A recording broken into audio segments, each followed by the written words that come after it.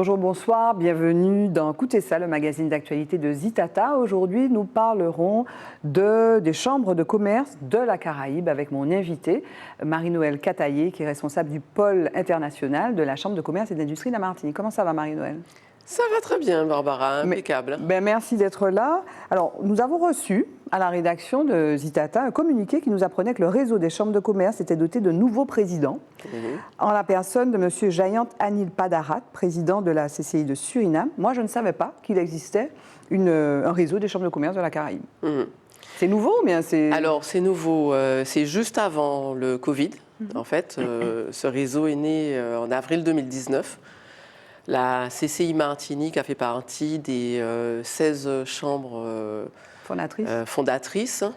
Alors, ça a été une initiative surtout de la Chambre de commerce de Barbade, à l'origine, de réactiver un réseau qui existait sous une autre forme, mais qui avait perdu le sens de l'accompagnement du privé. Donc, ce nouveau réseau est né avec 16 chambres de commerce. Du nord au sud, nous avons la Jamaïque, nous avons Saint-Kitts et Nevis, jusqu'au sud. Alors au sud, y compris le continent, puisque nous avons Suriname et le Guyana. Actuellement, le réseau compte 22 chambres de commerce, bientôt 23. Puisque depuis 2019, depuis 2019, il a progressé, il a évolué.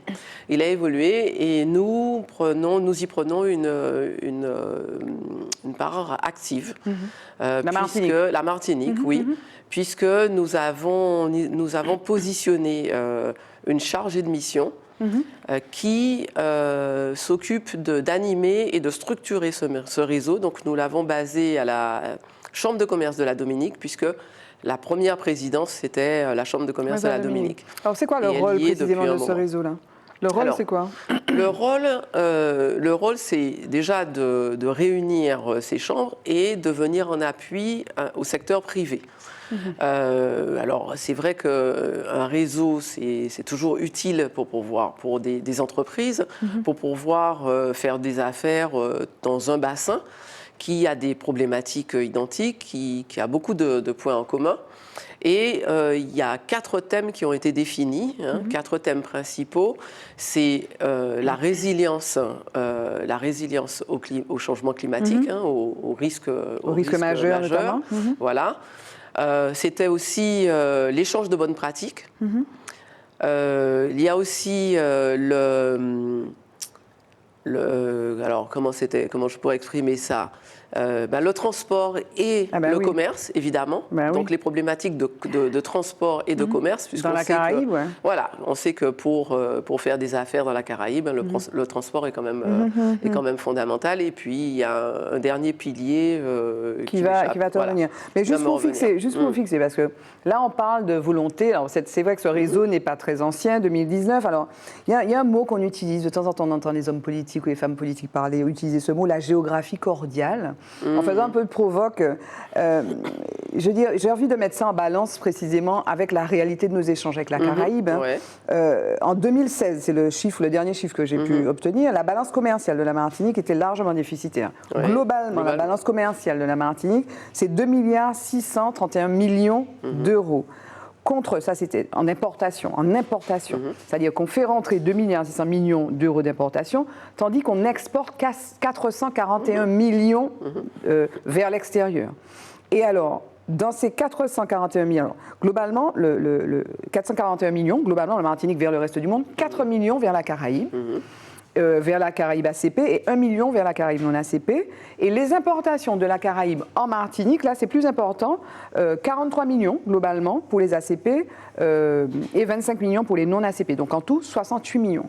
Donc j'ai envie de dire, le boulot est énorme, Marie-Noëlle. Le travail est énorme. Alors bon, les chiffres que tu as, ce sont des chiffres d'exportation de biens. Oui. On n'est pas sur l'exportation de services. Non. Voilà. Alors la problématique. C'est mieux. Alors nous pensons que c'est mieux. Maintenant, le problème que nous avons, c'est la mesure. La mesure du volume d'exportation de services, qui pour l'instant n'a pas d'instrument permettant, à moins que les entreprises acceptent de déclarer déclarer le chiffre d'affaires export qu'elles ont fait. Et en service. Voilà, en service. Et ça, c'est pas toujours évident. Toutefois, nous nous situons dans un environnement caribéen. Il nous appartient de travailler avec cet environnement. Travailler sous forme partenariale ou travailler sous forme purement de business à business. Toujours est-il que, bon, on l'a vu, j'ai parlé du premier pilier qui est la résistance la résilience au risque majeur.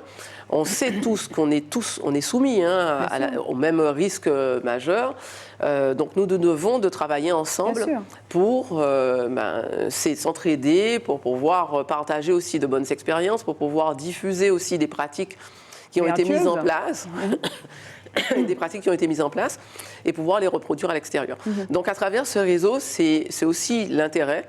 Le réseau contribue également à créer un environnement propice au développement des affaires. C'est clair. Donc évidemment, la tâche, elle est encore de longue haleine, mais nous voyons quand même les évolutions. On voit vraiment par rapport à mes débuts et maintenant, je vois que la dynamique est présente. Alors on a toujours la question du transport qui est toujours cruciale, mais on est dans une mondialisation avec des questions de rentabilité, de coûts. Donc, mais alors, juste sur le transport, est-ce que ce réseau a vocation et comment? Quels sont les outils, les modalités d'une action de lobbying? Parce que, bon, j'imagine que les entrepreneurs, même s'ils sont regroupés à travers les chambres de commerce et d'industrie, donc en Martinique ou dans les 22 autres pays qui sont membres de ce réseau, seuls, ils n'y arrivent pas. La question du transport, par exemple, c'est une question dont la résolution se situe au niveau gouvernemental, tout à fait, au niveau des autorités, disons les autorités au sommet de la hiérarchie. Donc, est-ce que ce réseau a vocation à peser? Et est-ce que, je ne sais pas, il y aurait cette action de lobbying qui aurait été envisagée ou Tout à fait. Alors, ça fait partie du rôle. Et d'ailleurs, nos différents présidents sont les mieux placés, puisque ce sont été des présidents issus, je dirais, de la Caraïbe, du CARICOM ou de l'OECS, puisque la première présidence a été assurée par la Dominique, la deuxième par Trinidad, la troisième par Sainte-Lucie et celle-là par le Suriname. Donc ce sont des personnes qui sont au sein du CARICOM et qui ont ce mandat d'aller porter les difficultés auprès des gouvernements, les difficultés que rencontre le secteur privé. Et au nombre de ces difficultés figure la question du transport. Alors, parce que tout à l'heure, on parlait des biens, tu m'as fait noter que c'était les services, on ne savait pas. Mais bon, c'est vrai que la balance commerciale est à l'avantage de la Caraïbe par rapport à nous. Donc, eux, ils y ont un intérêt. Est-ce que toi, au niveau du service, du pôle international de la CCI, tu disais que les choses évoluent. Est-ce qu'il y a beaucoup plus aujourd'hui d'entreprises qui disent, moi, je veux pouvoir exporter, comment vous faites pour m'aider, ou bien même je veux m'installer là-bas. Et quelle est la réalité finalement de cette demande ou de ces besoins et puis des freins finalement? La réalité, c'est l'existence de notre service qui est parti de 2 personnes à 8 personnes maintenant. Donc c'est qu'il y a un besoin. Nous avons travaillé aussi sur un volet qui est de la coopération économique qui permet justement de construire ensemble des routes vers l'internationalisation des entreprises. Et cette réalité, elle est présente. C'est-à-dire que nous avons effectivement un nombre croissant d'entreprises, notamment des nouveaux entrepreneurs qui n'ont plus, qui sont décomplexés pour exporter, aller à l'exportation, quel que soit le lieu, qui ont à cœur à se rapprocher aussi de leur environnement, qui cherchent des interlocuteurs qui leur ressemblent. Mais par contre, nous avons encore du chemin à faire et ce chemin va passer par, et je le dis tout le temps, par notre éducation et par l'incitation de nos jeunes à aller faire des études, non pas en Europe, mais dans la Caraïbe. Parce que c'est là qu'on construit le premier réseau. C'est-à-dire que vous allez aller, par exemple, à l'université des West Indies, qui est une excellente université, mais qui n'a pas une image particulière auprès de notre public, puisqu'on est très orienté Europe et France métropolitaine. Mais il y a une histoire d'équivalence aussi, non ? Non, pas du tout. Ah là, c'est bon. Alors, les équivalences, on va avoir les équivalences pour des professions, des métiers assez particuliers, comme la médecine, l'ingénierie, mais sur des métiers comme le commerce, sur beaucoup d'autres types de métiers, on trouve des équivalences. Et puis, par ailleurs, l'Université des Antilles travaille avec l'Université des West Indies donc, et est en capacité de travailler sur ces équivalences. Donc, il faut simplement qu'au niveau de notre éducation, on commence à inculquer à nos jeunes l'idée que les études peuvent se faire également dans la Caraïbe pour construire. Et toi, donc, j'imagine que tu visites les écoles pour dire ça, pour porter la bonne parole. Oui, bien sûr, bien sûr. Oui. Bien sûr, je n'arrête pas de le dire. Il y a les langues aussi. Oui, il y a les langues, je n'arrête pas de le dire parce que je me dis que j'espère qu'avec le Brexit, on incitera davantage, puisque avant, on envoyait les enfants apprendre l'anglais en Angleterre. Maintenant, j'espère qu'avec le Brexit, parce qu'il y aura plus de difficultés à accéder à ce marché pour étudier, j'espère qu'on considérera davantage l'idée d'aller étudier, que ce soit à Barbade, même Sainte-Lucie, Trinidad, Jamaïque, parce que contrairement aux idées reçues, et nous, notre jeune qui est basée à la Dominique actuellement, elle est issue d'un parcours Université des Antilles, Université des West Indies et Université de Bordeaux. West Indies, c'est Trinidad ? West Indies, c'est une université avec 3 campus. Oui. Il y a un campus à Mona, en Jamaïque, il y a un campus à Barbade et il y a un campus à Trinidad. Donc en fonction des différentes spécialités. Donc il y a cette possibilité, il y a cette offre-là. Et pourquoi je parle de ça? C'est parce que c'est comme ça qu'on construira le commerce de demain. C'est grâce à ces réseaux qui vont se construire depuis les jeunes, les étudiants, voire les plus petits. Récemment, nous avons accompagné une école primaire à un échange avec Sainte-Lucie. Voilà, et ça, ce sont les premiers échanges. Ça commence là. Parce qu'après, on aura envie de se connaître davantage, puisque c'est ce qui se passe aussi, c'est qu'on ne se connaît pas.